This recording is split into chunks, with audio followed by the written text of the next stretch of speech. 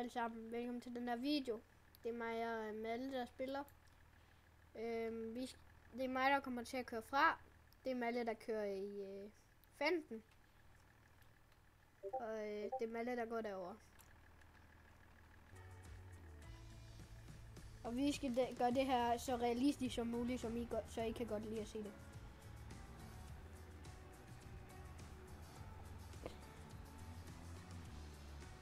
Imens jeg kører herhen til Malle, så husk at like og subscribe.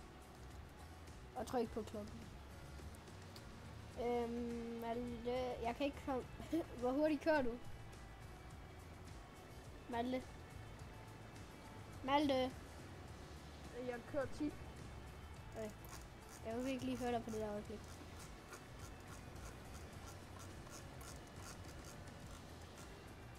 Hvis radioen eller noget det er for højt, så det er ked af, så skriv det ned i kommentaren. Og jeg prøver at slå det der kommentar til, men det er lidt svært. Jeg kan ikke få det til at virke. Men jeg er snart ved at være fuld, så... Jeg kører hjem til gården og lægge det, ligesom inde på vores... Nå, jeg troede, vi skulle lægge det her på vejen, men okay. Nej, her på marken. Det kan vi jo ikke lige her i starten. Nej, skal vi gøre det bagefter, eller? Ja. Det er lidt svært for den lige nu, den her Fiat.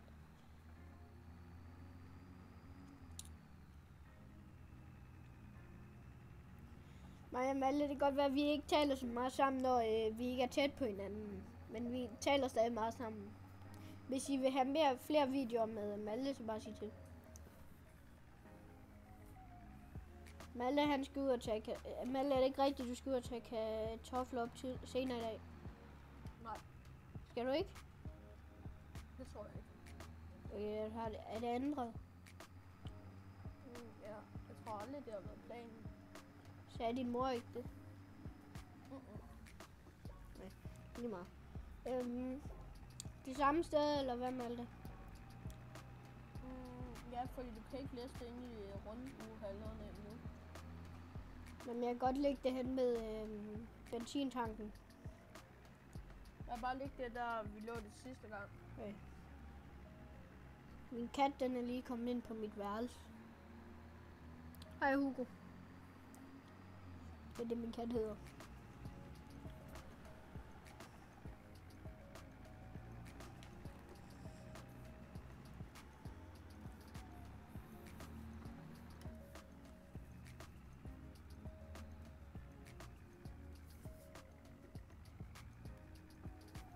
Ejner? Ja? Jeg siger ikke noget til dig, før du kommer først når du siger skifter. Okay. Skifter. Hvad så? Nej, det var bare, du ikke sagde noget indtil jeg sagde skifter. Så sagde jeg bare skifter. Vi snakker over, hvor vi talker sig. Nej, okay. Det, så jeg kunne ikke engang... Jeg kunne seriøst ikke engang tage den lang. Jeg kunne ikke sådan lave den lang. Det var bare en bunke, der var nok til at lave. Men nu kommer jeg. Jeg tænder rotorblinket, når jeg skal tømme den. Ja. Altså, min kat, den er gået ind til min pedal, så jeg kan næsten ikke speede op. En killer. Ej, hvad hedder det? Når der er noget, du skal sige, så siger du skifter. Ja. Okay? Mhm.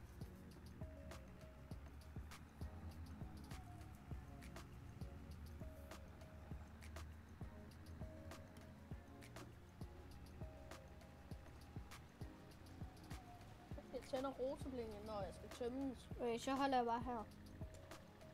Ja. Ja, nej, jeg følger efter dig, fordi jeg kan hurtigt komme hen. Ja, husk det. Nede i venstre hjørne, så er der sådan en app, mig og Malte har, hvor vi kan se, hvor meget der er i.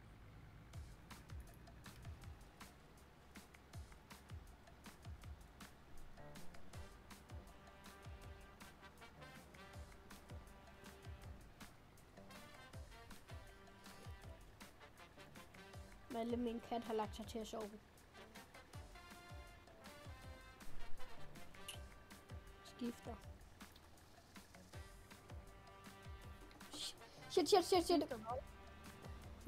Det var, hvad hedder det, min kat. Jeg glemte faktisk at sige skifter, men skifter.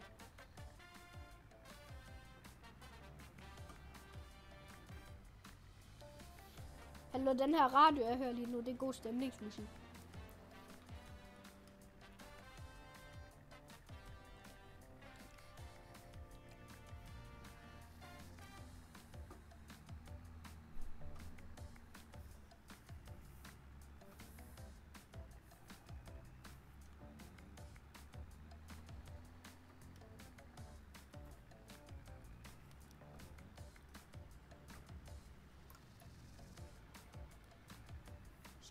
Sig til, når, hvad hedder det, vi stopper, skifter. Stopper med hvad? Skifter. I foråret skifter. OK.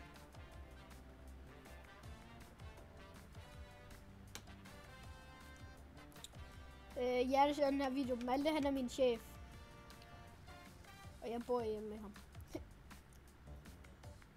Indtil jeg får mit hus.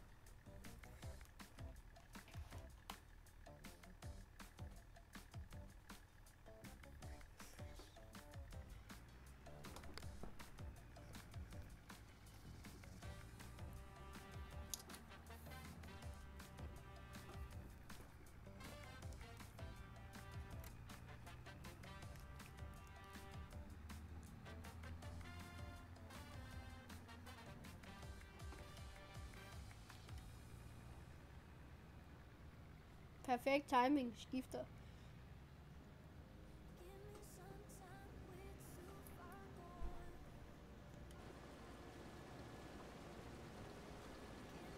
Der kan ikke være så meget i den her vogn, skifter.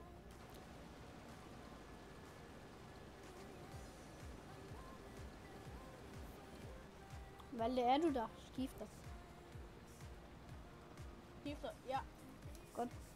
Skifter.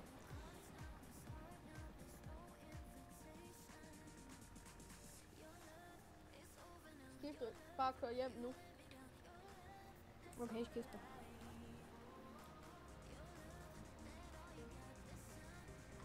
Det kan godt være, at den her kartoffelkugle ikke bliver så pæn. Skifter.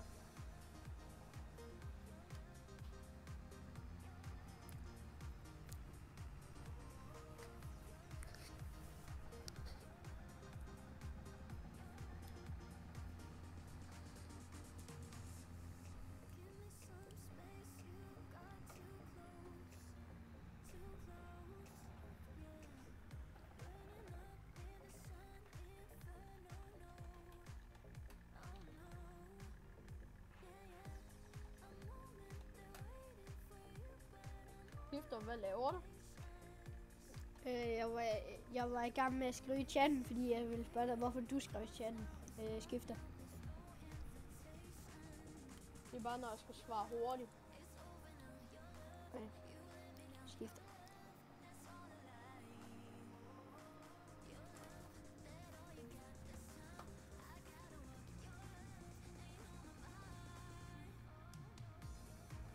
Han er svært ved at komme op i til topfarten, når den har den her når man drejer med den her trailer. Eller vogn. Skifter, det hedder altså ikke en trailer, det er kun bag på en bil. Jeg ved det.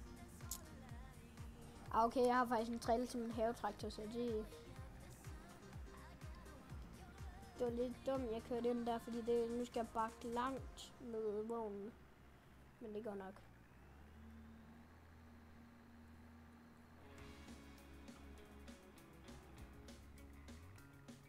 jeg tror lige, der kom en dansk sang på.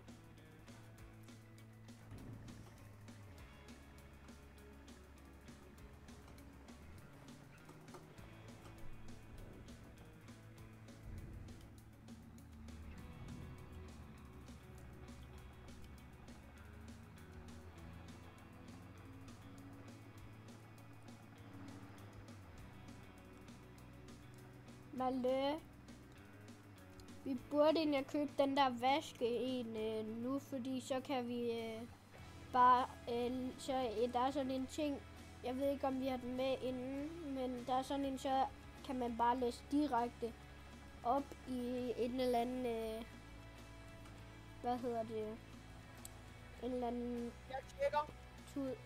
Skal jeg tjekke? Jeg kan også godt lige tjekke skifter. Og se hvad der er inde på den blå avis. Vi kalder brugte ting blå avis.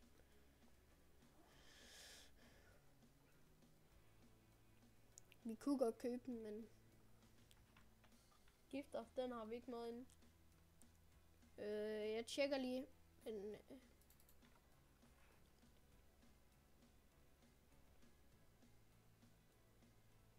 skifter, vi har den med inde. Vi har den med inde.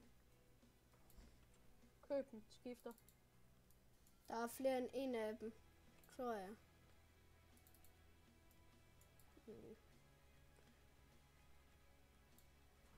Skifter, vi har fået en anden til at høste kartofler.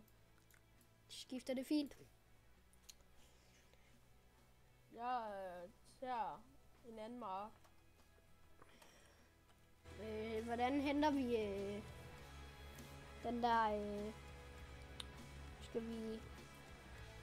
Skal jeg køre op og hente den? Så finder... Okay.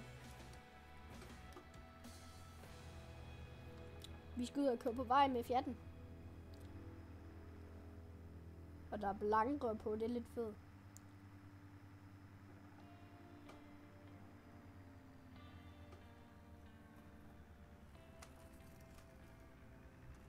Men det gode er, at der er egentlig ikke noget, jeg skal lave i dag, så vi kan lave det til en lang video, men så ved jeg ikke, om jeg kan lægge den op.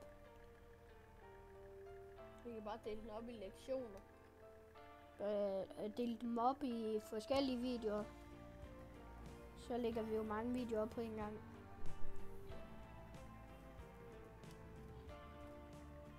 Okay. Skifter.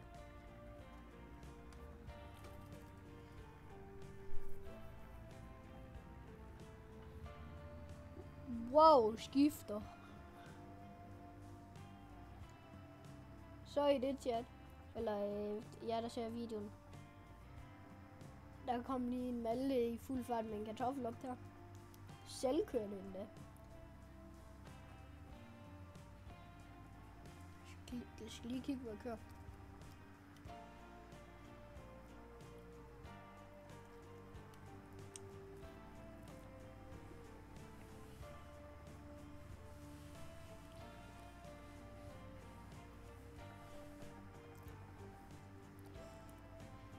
Det sjove er mig og Malte, vi kendte hinanden fint nok, og så gik vi til fodbold sammen.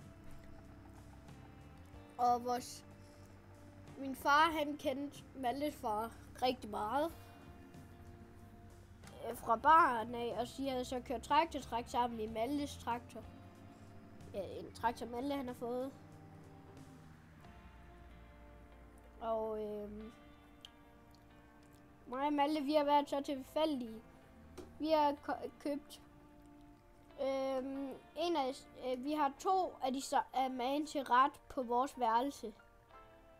Og magen til høretelefoner. Og magen til joystick. Og det meste af det vidste vi ikke, at vi havde. Indtil jeg kom hjem til ham og sagde, at jeg havde de ting, som han havde sagt. Er det ikke rigtigt, Malte? Hey, Malte. Måske. Hørte du, hvad jeg sagde? Nej, skifter. Det var bare alt muligt om, at vi havde mange ting til fælles, og at vores forældre, din far kendte min far. Og Jo. du har, at de har kørt traktortræk i din traktor. Og hvad hedder det? Og at vi har vi har 2 mand til ret stående på vores værelse. Og mand til høretelefoner og band til joystick. Og det er rigtigt. Og vi vidste ikke. Jo, Det gør jeg da ikke. jeg gjorde. Det er sjovt, når jeg var den første, der var hjemme med dig. Men du havde jo set, at jeg havde kørt med det. Jeg havde vist det til dig.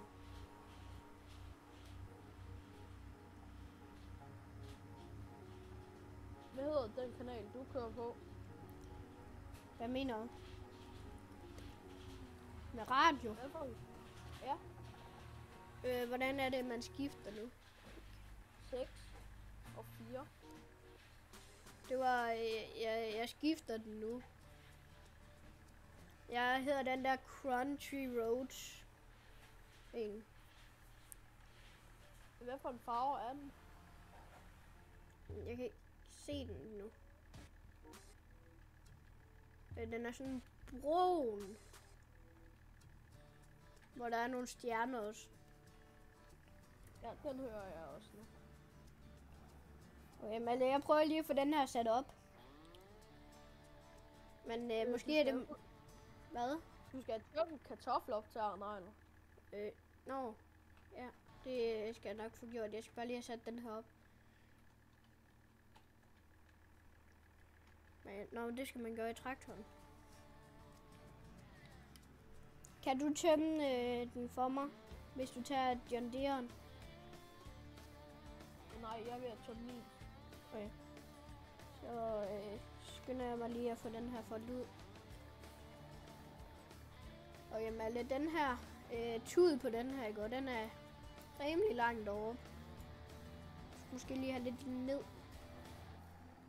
Okay, det her bliver lidt mærkeligt at få sat op. Men det bliver sådan, som det er. Eller det bliver sådan, som det gør. Men jeg tror faktisk, det er smartere, hvis vi flytter vores rugekugle. Nej, vores kartoffelkugle. Skifter. Hvad sagde du, skifter? At det var smartere, at vi skifter vores kartoffelkugle. Eller flyttede den. Hvorhen? Bare til... Jamen, vi skal jo alligevel ikke have en. Vi hælder det bare heroppe i. Jeg skal lige have sat den så derud. Og så skal vi have... Er der hurtigt sikker, der kan komme kartofler op i den der? Det tror jeg godt, der kan. Jeg tjekker lige. Jeg kan lige tjekke Arne. Nej, jeg er ikke om at tjekke. Jeg tror, der kan komme alt igennem. Jeg tror, jeg skal bruge det der lille hul.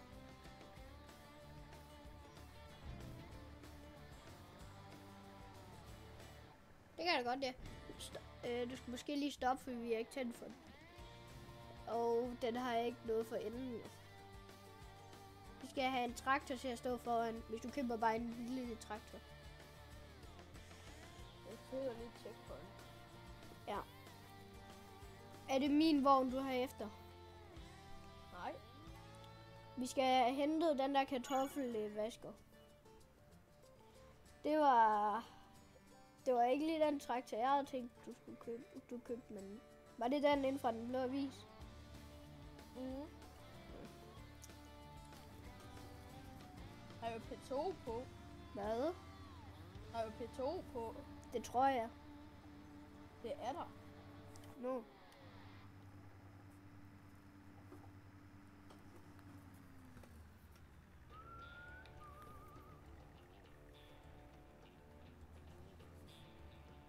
Er jeg egentlig fuld i den her vogn? Nej, det er jeg sikkert. Nej. Det troede jeg jo nok lige, jeg var. Nej, jeg skal køre ind på marken med med vognen. Gør du det? Kan du... man ødelægger ikke afgrøderne af at køre derind, gør man?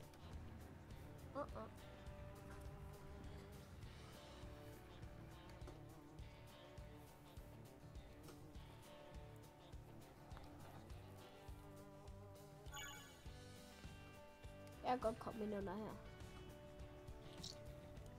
Så fylder den op. Jeg tror, der cirka kan være en fuld hel i.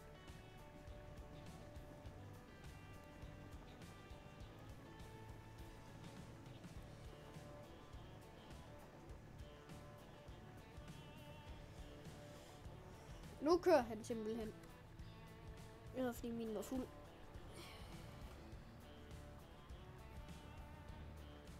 Men jeg tror, der kan være lige så meget i kartoffeloptageren, som der kan være i en vogn. Det kan der også. Fed.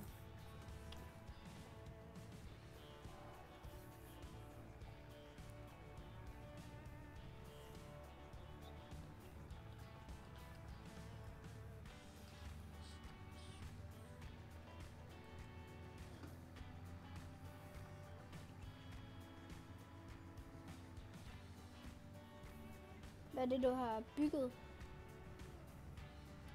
Malle. Jeg har bare bygget sådan en vandpost lige siden af... Går det direkte op i? Smart.